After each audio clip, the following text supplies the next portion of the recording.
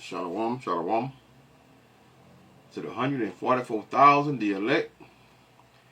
Before I get started, let me give all praise, honor, and glory to Yahweh, Bahashem, Yahushua, Bahashem, Rakah Qudash.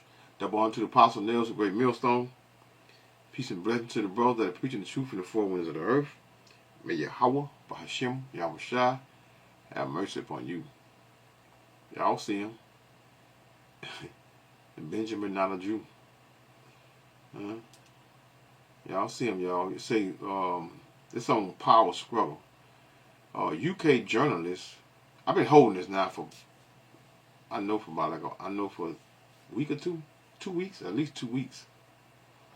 UK journalist wipes the floor with Netanyahu and he loses it. Look at that face, y'all. That's not a face of a devil. So y'all just bear with me. Listen up. Let's get this up here. And we're gonna go in on Miss M, man. You know, I can't really go into great detail like I want to, but hey, I'm gonna do my best. Here we go. There are huge numbers of people who are concerned about Israel's behavior. Frankly, including people like me. Well, Friends of Israel who I are think concerned. that Britain wasn't ready for. You've been accused of being a war criminal. If you went to go to several countries in Europe, you're going to get arrested. This is not just mad campus radicalism. This is a feeling around the world. You said it yourself to us just now. In public opinion around the world, Israel is doing very poorly. And it's doing very poorly because people see a country that is behaving in a way that is not compatible with being a liberal democracy. And therefore, I think you have a problem. You won't believe what happened when a UK journalist straight up confronted Netanyahu. He completely lost it on live camera. What? It's amazing, but the lies that caught up with him, y'all. That's all it is. Breakdown. There is a huge battle today between the forces of civilization. If this guy and Trump is not one and the same, when I say one and the same, I mean they just make it up as they go. just make it up. But you know what? That witchcraft, his witchcraft is no longer working on the masses, especially the so-called white people. Because let me tell you something. The scriptures speak about the children of this world is wiser than the children of light.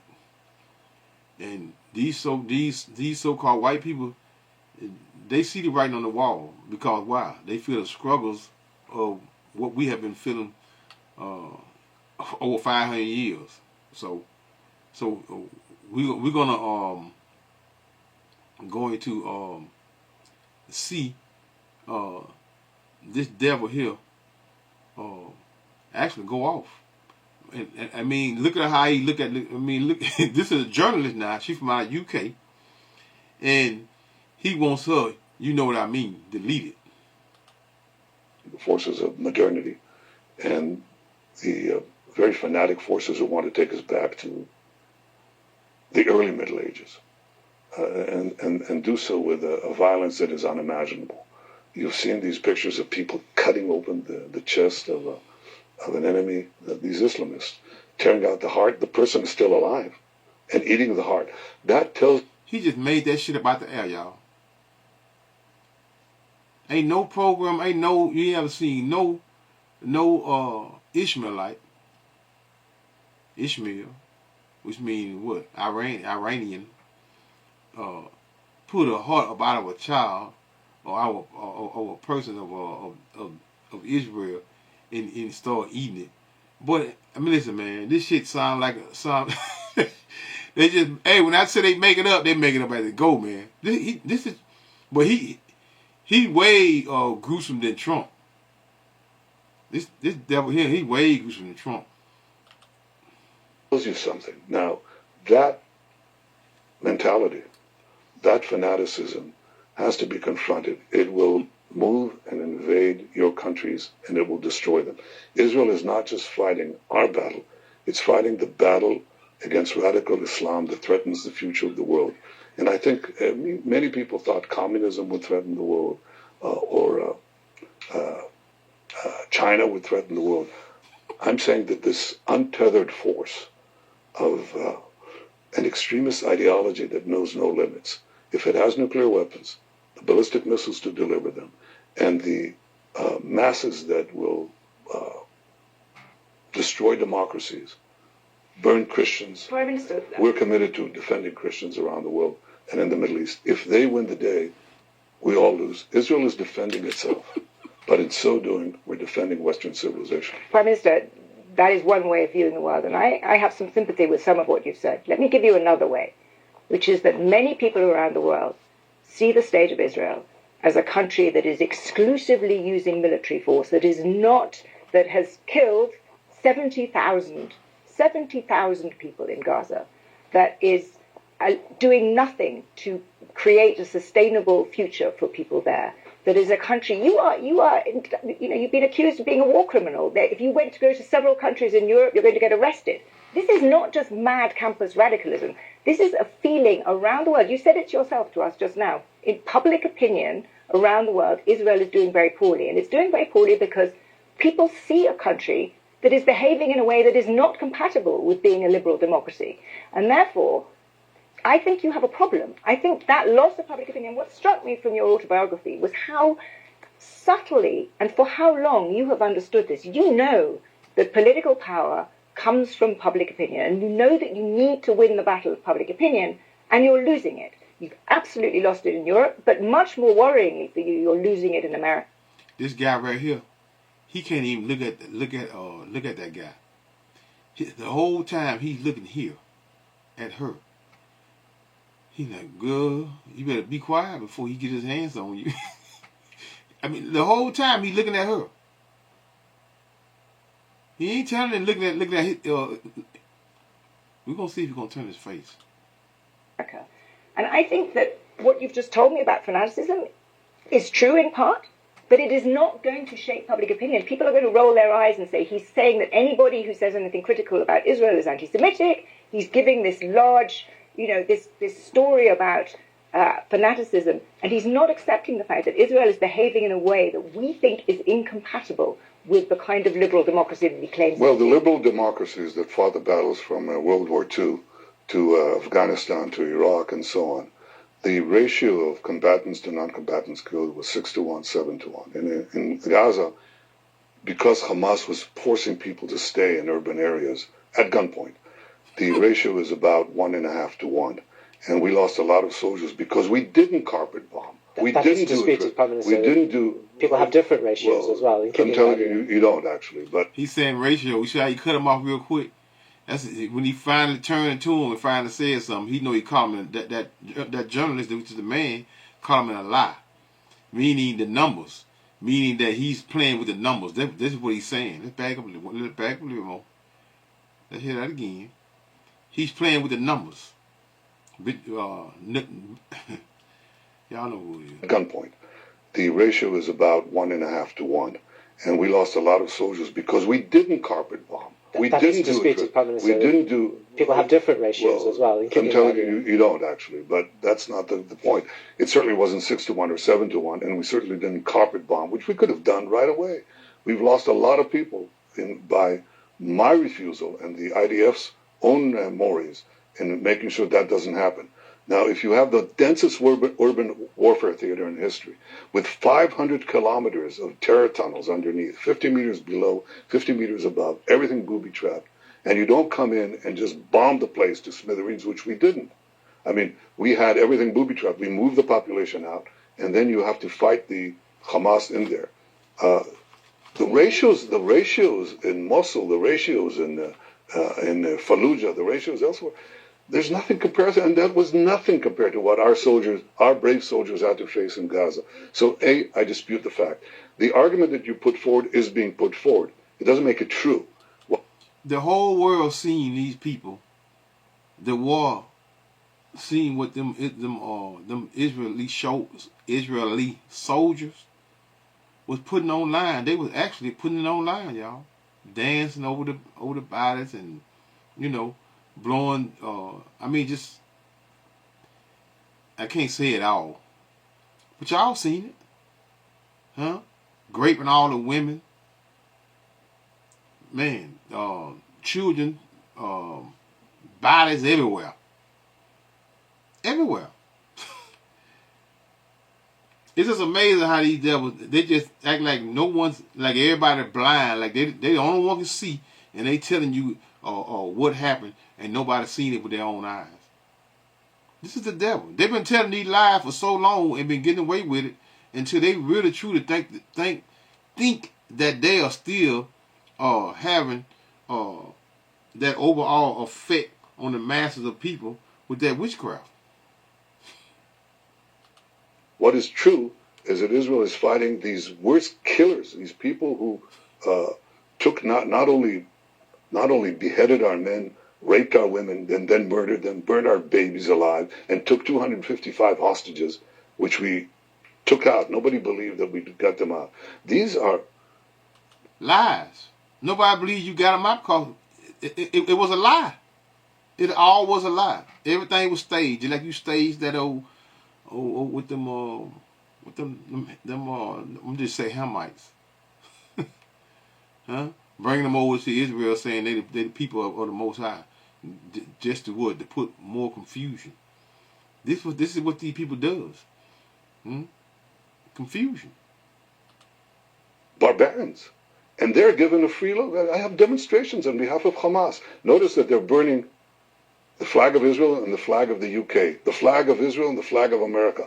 When you have pro-Israel demonstrations, they wave Israeli flags, they wave American flags, they wave British flags. These people are against you, whether you recognize it or not.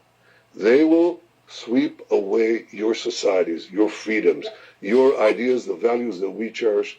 Exactly. Prime Minister, it really isn't just extreme radicals. There are huge numbers of people who are concerned about Israel's behavior, frankly, including people like me.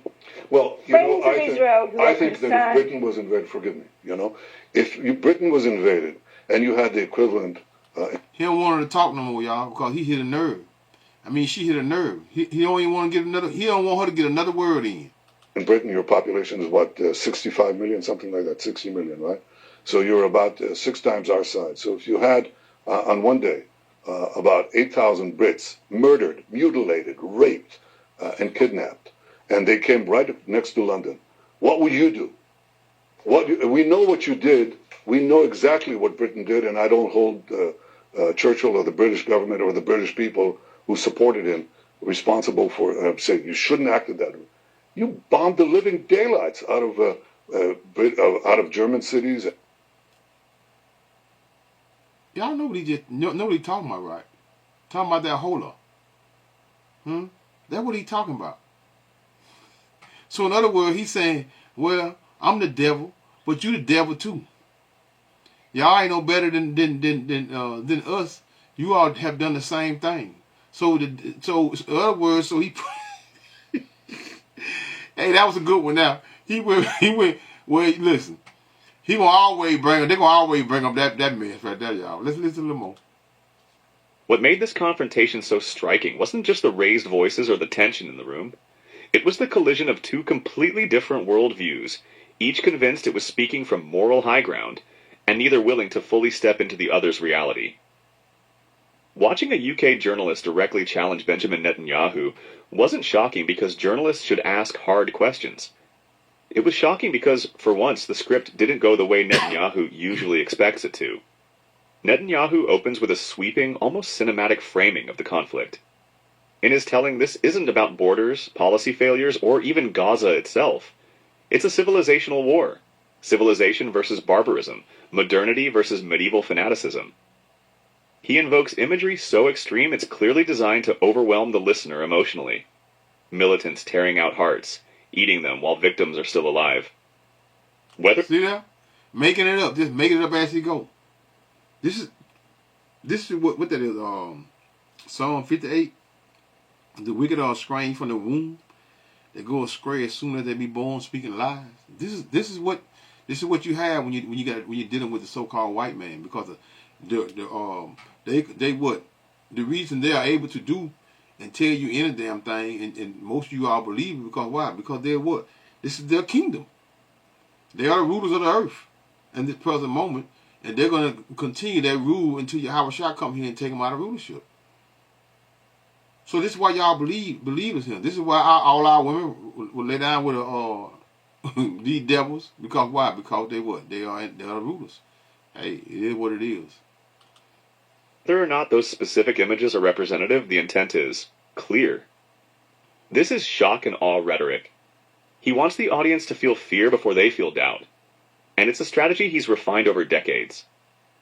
By framing Hamas, and by extension Israel's enemies, as an existential, almost supernatural evil, Netanyahu places Israel not just as a nation defending itself, but as the frontline soldier for Western civilization itself. He isn't just asking for understanding, he's demanding allegiance. If Israel falls, he says, you fall. You're free. Is it the same line, same rhetoric that Trump says? Like he's saving the world. Huh? I'm telling you, they both got the same script. The elite gave them the same script. They sound just alike. It's just one Benjamin not a Jew. He's what? He just a little more gruesome than Trump. And Trump just he one of them sly devils. Right? He one of them real sly devils. Where he tell you and he'll smile at you and then turn around and bomb you. Freedoms fall. Your democracies burn. Christians will be hunted. The world slides backward into chaos. It's an argument designed to leave no room for nuance. You're either with him or you're naive. Or worse. The journalist doesn't deny that fanaticism exists. In fact, he explicitly says he has sympathy for parts of Netanyahu's argument. That's what makes the challenge so effective. This isn't a heckler. This isn't a radical protester. This is someone engaging in good faith and still saying, you have a problem. And that problem is public opinion. The journalist calmly lays out what Netanyahu is trying desperately to deflect. Across Europe, across much of the world. I'm letting the guy play, man, because he making good points concerning what their debate with sitting with one another. So he making pretty good. He making real good points concerning the UK journalists facing off to this devil here. Well, they all devils, so-called white people. So hey, this is what it is. This is in what's that is second I think it's Second Thessalonians. Is it Second Thessalonians? I get it in a minute. Second Thessalonians 2. 2 and 3. But hey, listen up. Israel is no longer seen as a liberal democracy acting within moral bounds. It's seen as a military power that has killed tens of thousands of civilians, flattened Gaza, and offered no credible vision for what comes next. Whether Netanyahu agrees with that perception almost doesn't matter. Politics doesn't run on what you believe is fair. It runs on what people believe is true. This is where Netanyahu visibly bristles. He's deeply aware of the power of public opinion. His own autobiography makes that clear, but he can't accept the idea that Israel's loss of moral standing might be self-inflicted. Instead, he defaults to a familiar I'm surprised they messed it up here. Let's see something. I think he's gonna be let's see. Let's go over here to the Young Turks, right? I'm gonna finish off over here with him. Cause he gonna do his y'all bear with me here. Could you say definitively that you will allow the international press in? Y'all bear with me, y'all. I want to hear their opinion on this meeting here, because this guy here did a little more talking than anything. So here we go. Without the IDF? I didn't say without the IDF, but we can have more numbers than you can see. I mean, it's so small. You can't really, it's not like I've been there with the IDF. No. It is small, but it is much, the more important thing is to allow the press in independently. And if you really want to change the perception of Gaza, then it is not. There's a ceasefire now yeah, but in it's place. Still a war zone. We just had... It's hard for me not to think that you have something that you want to hide when you won't let the press in. That last part where she pushed him. Benjamin Netanyahu had his feet held to the fire by The Economist's editor-in-chief, Zanny Minton Beddoes. She confronted him about Israel refusing to allow journalists access to Gaza without an IDF escort. Before we hear more excuses from Netanyahu, Cenk, Give us your initial take here.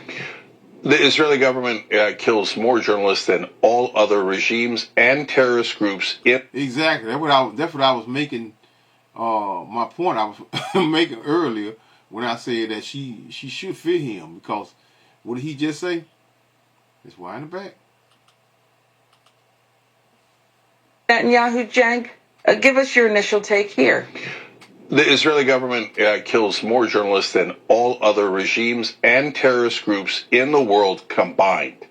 There's a reason why they murder so many journalists, because they don't want to see the country and the world to see the horrors of what they have done in Gaza, which is an unmitigated, disgusting slaughterhouse and a complete genocide. And that is agreed by the entire world.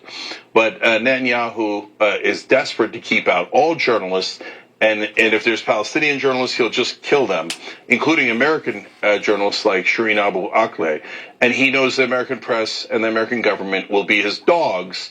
And they will say, oh, no, Israel is the best democracy in the Middle East, as he murders journalist after journalist after journalist and does not let others in, because they are not a democracy. They're a dictatorship in Gaza and the West Bank, and they have been an absolutely brutal dictatorship, occupying in a deeply disgusting, racist way another group of people and keeping them in open-air camps. So we'll give you the facts on how many journalists they have murdered now, and understand, of course, that she's right. The only reason why they're not letting more independent journalists in is because then they'd have to kill them to make sure that the truth doesn't get out and only Israeli propaganda gets out. And that's what we've been living with our whole lives. Yeah, the reporter is correct. As you said, journalists are still barred from going into Gaza to evaluate the situation independently, meaning without the presence of the IDF. And only a few foreign reporters have been allowed into the Strip while embedded with IDF troops. Netanyahu's government is fighting to keep it that way. The Times of Israel reported just a week ago that Israel's government has told the Supreme Court that a ban on international media access in Gaza should remain in place due to security risks. Why they won't ban, y'all? Because to show what? The world is already aware of what? The horrors that they have. I mean, they done it on a what? On a worldly stage, man. The whole world was watching. These people just bomb these people to what? To smithereens. Huh? The whole world knows this here now. So now, you know, that witchcraft that they use and the lies that they've been telling, most of the world, I mean, they see it now. So they know that they're not riding with them no more. Right?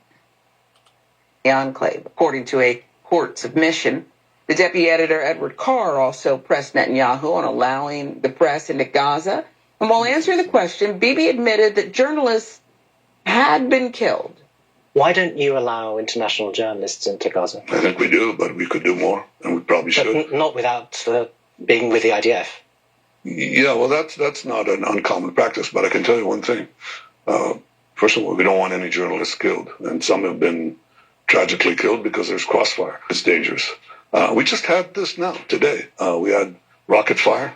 A few days ago, we had sniper fire. That's yesterday, actually. You know, I wouldn't be so cavalier about it. And the last thing I want to see is any of you or anyone else. There have been a huge number of journalists killed in Gaza. So I don't think it's very easy for you to say that you are not concerned about people's lives. Well, of course I am, because we didn't target them. Zani, we didn't target them. We don't kill journalists, and we don't jail them either, you know. And we certainly... They did. They did delete them. They're the one that deleted all the journalists, man. Because the people of Gaza wanted what? Wanted it to be what? To be seen in the hell that they was going through. Hey, but you know, when it's all said and done, this is what? This is all in the hands of who? Of the Lord Yahweh Ba'ashem Yahushua, y'all. Certainly don't execute them as Hamas is doing. With a straight face. Yeah. Sharon, can I just jump in on that? Yeah. That was a bold-faced lie. Israel executes journalists on a regular basis. So we're going to give you the numbers in a second. I'm going to let Sharon go. But Shireen Abu Akleh was shot and killed by a sniper. She's one of the most famous journalists in the Middle East. She was an American. And New York Times, CNN, American government, all had to acknowledge, yeah, that was an assassination. Israel murdered her. And by the way, our government asked for no consequences for an American journalist being murdered by the state of Israel, because we're not allowed to object to our overlords. They run us. So we can't say, hey, sorry, but like the Saudis, there's another ostensible ally of America. They murdered a journalist. He wasn't a U.S. citizen, but he worked for the Washington Post, and what they did to him was horrific. Khashoggi. They killed him, assassinated him, dismembered him, etc. In this case, same exact thing. There's no dismemberment, but they shoot her in the neck and murder her, and everyone acknowledges that they murdered her, except no controversy, no outrage. The American government grovels to Israel. It goes, oh, please murder more of our journalists. We're so sorry we ever brought it up. Has the murderer been arrested? Has America asked for the Israeli assassin who murdered an American journalist to be arrested? Absolutely not. Because we're their client state. Even though we give them $300 billion, we work for them. And we're not allowed to criticize the beloved Israeli government. Our politicians are the most corrupt, disgusting people. They work for a foreign government. They never protect us. But it's not just that one American journalist. They've killed hundreds. Let me read this very quick, y'all. I'm going to read some of these comments very quick. Let's see what the people are talking about. To anyone reading this, damn, said, to anyone reading this comment, start the video over and pay attention to his shifty eyes. This is textbook deception line from a man who lies as easy as he breathes. You feel the lies radiant from him in what if you know what you're looking for. Man, the world know he lying. Anyway, Craig says try got type of interview they won't. Oham. Anyway, best liar and evil of all time. Okay, Jim Rogers says, they're trying to say Netanyahu says he doesn't want any journalists deleted. That's rich. The IDF targets journalists. Wow, they say they just target them and just delete them. They delete the journalists for what? Because they don't want them reporting and seeing what? Seeing the wickedness that is going on over there. And they're the one that what? Now listen, man, them people cannot fight them people. They never could, never can fight them people. They just bomb people and just delete people on what the word I'm looking for? On site. And like no one, again, this is why. But it's a great thing that we have what? The internet. The Lord created the internet, and for a purpose, and that purpose was created for what? First and foremost, that purpose was for what? For you all to hear that word. To what? To hear that warning from who? From the Lord. That's the main reason it was created. But secondly, is what? It's for the people to see what? On a worldly scale concerning what? The wickedness of what? Of this devil. Being exposed. Stupid bozo the clown Satanists. I mean, nothing good. Hamas started the war and got punished. Tough shit. There go one, y'all. Must be one of them, oh, that's a woman. Like a so-called white woman. Let's see what they say about it. Let's read these comments. You're a total Nazi, Zionist freak. Do some reading into history. You'll discover this didn't start in October of 2023. Mocha says, I call you an animal, but you are what? Are beneath them. Wow. Vin says, I don't believe in ghosts, but if I do become one, you the type I'll be what? Be forking with. Your punishment is yet. Hey man, they at each other's throat, man. But when I say after each other throw, let me read a couple more. Ambiso, Phil say, I don't know, sink. It is not the government. It is the Zionotology, period. In Zion, free Palestine. Stop giving terrorists cover. Enough is enough. Alright, let's go back to the video. A little more of them close. Of journalists, and yes, from hundreds of yards away, usually a chest or a headshot, because they're assassins, they're terrorists, and they're definitely targeting the journalists on purpose. More numbers, Sharon. So here's the reality, Jank, of what's happened in Gaza since the war began. Nasser Abu Bakr, chairman of the Palestinian Journalist Syndicate, reported that more than 255 journalists were killed in Gaza, representing 18% of the overall number in the Strip. More than 500 wounded. Israel arrested over 200 others, he said they didn't arrest, who were subjected to extreme torture in prison. Additionally, relatives of journalists also were killed or targeted. Gaza has become the deadliest place for journalists ever. The Committee to Protect Journalists released a report last year. It found more journalists were killed in 2024 than in any other year in the past 3 decades. Nearly 70% were killed by Israel. 2024, the deadliest year. So I guess Netanyahu is correct when he says... So now you see what I was saying when I say you need to watch your mouth. You're talking to the devil, sitting across from the devil there. That's what I was talking about. I know I wasn't crazy, right? I'm just clicking on this stuff. Just and you, when I clicked on it, that's what I'm seeing it in the same time y'all seeing it.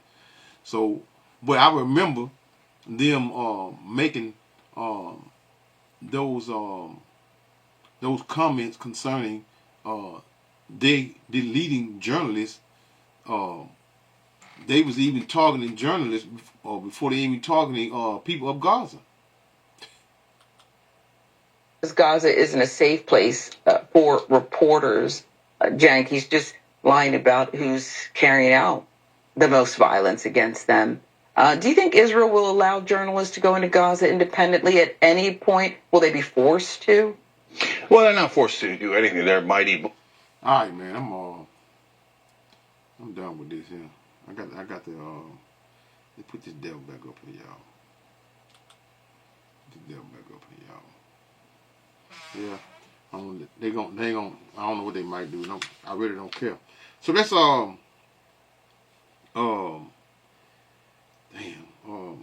okay, 58, which is Psalms 58 and 1. I'm gonna start at the top. 1. The point is in 3. I quoted it, but I pulled it up right. This concerns the wicked.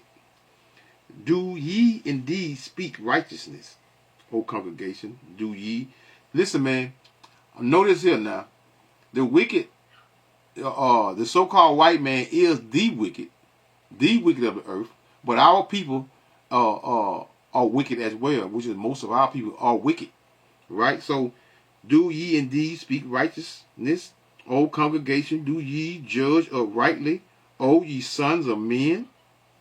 Ye in heart, ye work wickedness. Ye weigh the violence of your hand in the earth. What does that mean? He weighed the violence of your hand in the earth. Let's see. Let's go to and then they'll definitely, I said I'm gonna get this here anyway. Man, turn right to it. Thank you. The wicked is being exposed on a national level, which is a great thing. This is 2 Thessalonians 2 and verse 3. Let no man deceive you by any means, for that day shall not come except there come a falling away first. And that falling away first was what? Was 70 AD. And that man of sin, who's the man of sin? Esau Edom. Right? He's the man of sin today. Job 9:24, the earth is given to the hands of the wicked. He covered the faces of the judges thereof. Right? If it's not Esau Edom, the so-called white man and wicked of the earth today, then guess, well, who is it, y'all? Who is it then if not him? Anyway, and that man of sin be revealed, the son of perdition. Perdition goes into what? Destruction. Destruction. So we are definitely in the times of what? Of all wickedness being revealed in people. But Esau, Edom, first and foremost, is what? He's being exposed on a worldly stage, because today, like I said earlier, his witchcraft is no longer working on the what? On the masses. No longer working on the masses. What that? Ecclesiastica. Let me get the apocrypha real quick. Ecclesiasticus. What is it? 12. Yeah, Ecclesiasticus 12 in verse 10. Never trust thy enemy, for like as iron rusteth, so is his wickedness. Huh? For like as iron rusteth, never trust thy enemy. But we got what? Most of our people, they still put their confidence and put their what? Their hope in what? In the wicked. Because the wicked still controls the earth. Like I said, I always say, and I might say, I might have said it in damn near every video, especially within the last few months, right? Concerning you are going to run down there and take that damn thing, that MOTB. Huh? Y'all going to run and take that chip, put that chip in your hand, y'all. I know you're going to run down and do it. Because you all like lost your mind, especially Eve, the so-called black woman. Y'all going to run down there and do it. Because y'all like lost your mind when you lost your stamps. 16. And a lot of you have lost them for real, for real. You're not even getting them anymore. That's good, though. A lot of y'all lose weight now. 16, verse 16, chapter 16, 12 and 16, which is Ecclesiastes 12 and 16. An enemy speaketh sweetly with his lips, but in his heart he imagineth how to throw thee into a pit. She better not never go, when they do start back bombing, she better not take her ass down there, boy. If she go down there, boy, he gonna make sure he might pull the trigger himself. An enemy speaketh sweetly with his lips, but in his heart he imagineth how to throw thee into a pit, meaning the grave, y'all. He will weep with his eyes, but if he find opportunity, and he gonna find opportunity, because UK, that journalist, she came at him kind of hard, right? Which she had every right to do, but hey, you can't face the devil, not the devil of the earth that's walking around here. But if he find opportunity, he will not be satisfied with blood. They're not satisfied with blood. And they're doing what? They are not satisfied with blood, because these devils, they always want more and want more and want more and want more. What that is? Psalms 144 and verse 144 and 11. Ride me and deliver me from the hands of strange children. And those strange children are the Edomites, whose mouth speaketh vanity, in their right hand is a right hand of falsehood. Nothing but a bunch of liars. Huh? Nobody. Esau, Edom is what? They are listen, man. The spiritual demon Satan, the so-called white man, is the children of what? Of the devil, y'all. He's the children of the devils. But most of you all, minds are small, and you're not versed in the Heavenly Father. First and foremost, the Heavenly Father just not dealing with you, so you're not going to believe anything that come out the Bible anyway, because a lot of you all probably think the Bible ain't even real. when prophecy is rolling off of the page, this madness. Isaiah 31 and 1. Woe to them that go down to Egypt, which is spiritual Egypt, which is America. America is spiritually Egypt, because in Egypt we was in what? Captivity, right? Slave. being slaves. We've been in the hands of our enemies. We're over here in America. We're what? Same thing, captivity. And they refuse to let us go. Woe to them that go down to Egypt for help. Y'all still, most of y'all still put your confidence from the Israelites. Still put your confidence in the day, in the last days. In the last days, you're going to what? You're going to make sure that you are comfortable and continue to be comfortable in this devil's kingdom. So when he snatched everything from you, and then he tell you to come get it, and you got to do it. You got to get this RFID chip in your hands, and guess what? What's going to happen? That means you chose what? You chose the devil. Woe to them that go down to Egypt for help and stay on horses and what? And trust in chariots. The white man, the so-called white man, because let me see something else. Trust in chariots because they are many in horses. Man, that Christianity, boy. Yeah. You know, again, when I say chariots, when I say the so-called white man, I meant where it's the so-called white man, meaning their God, right? And other gods.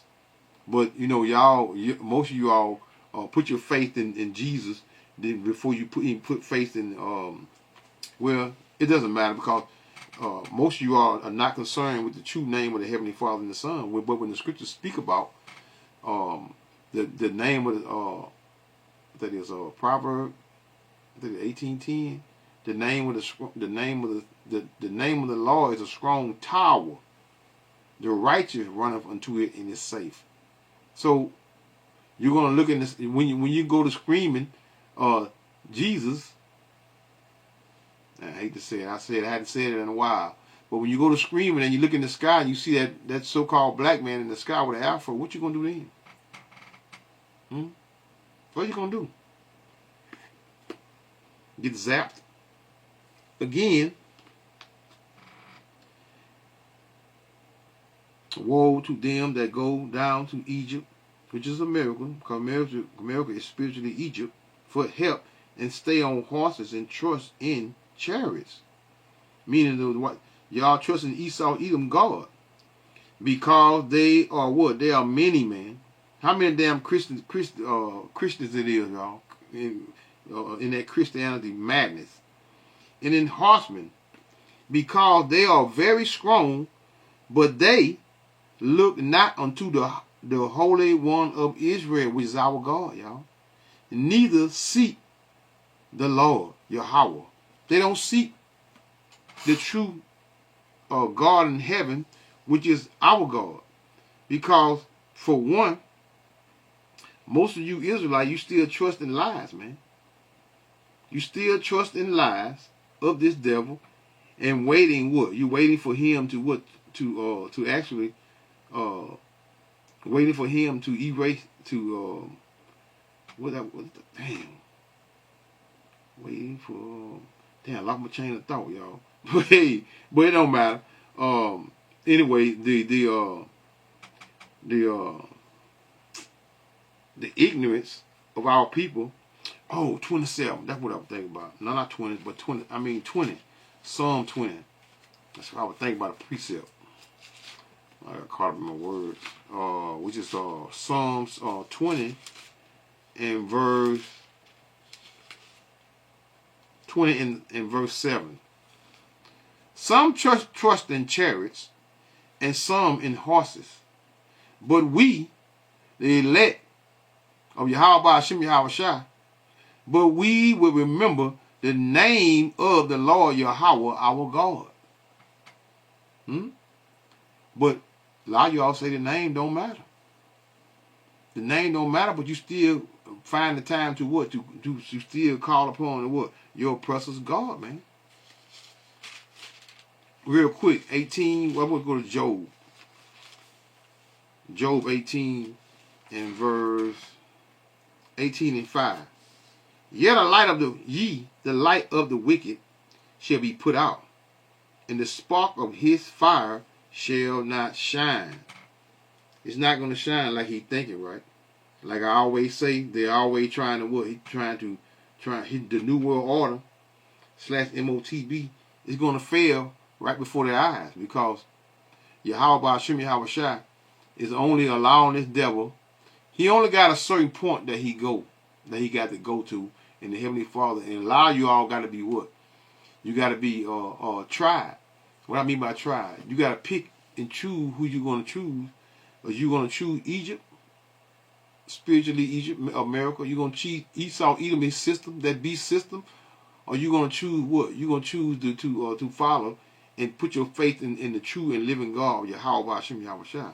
Yea, the light of the wicked shall be put out, and the spark of his fire shall not shine. The light shall be dark in his tabernacle, and his candle shall be put out with him.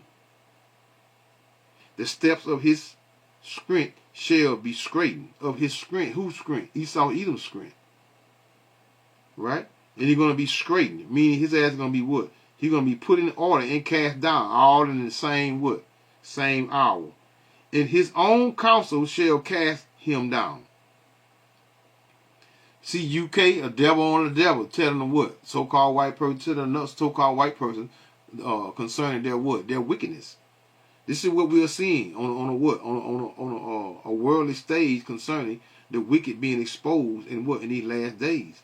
And him being what? Cast down. Right? And his own counsel shall cast him down. For he is cast into a net by his own feet. Huh? By who? His own people. The elite, it only has, the elite is the ones that could control all of it. Then, so just like the elite chose them for what? For a purpose, and that purpose, once that purpose is up, they don't what? They don't need them anymore. Because what's going to happen? They're going to be cast down, because they themselves are going into captivity. For he is cast into a net by his own feet, and he walketh upon a snare. Snare is a what? A trap. The jinn, verse 9, the jinn, which is a trap, snare, shall take him by the heel, and the robber shall prevail against him. Huh? The robber shall prevail against him. The snare is laid for him in the ground, and a trap for him in the way. Terrors shall make him afraid on every side. Same way they had what? Had the world afraid of them, right? On every side. Guess what? That terror is going to come to him by what? By night as well. And shall drive him to his what? To his feet. His strength shall be hunger bidden, and the destruction shall be ready, shall be at his side, should I say. Last but least, verse 21 of Job 18:21. Surely such are the dwellings of the wicked, Esau, Edom, and this is the place of him that knoweth not God, which is true name of Yahweh, and the son name is Yahweh Shai. So that knows they call Allah Yahweh, Bahashem, Yahweh Shai, Bahashem, Rokah Kudash, Shalom.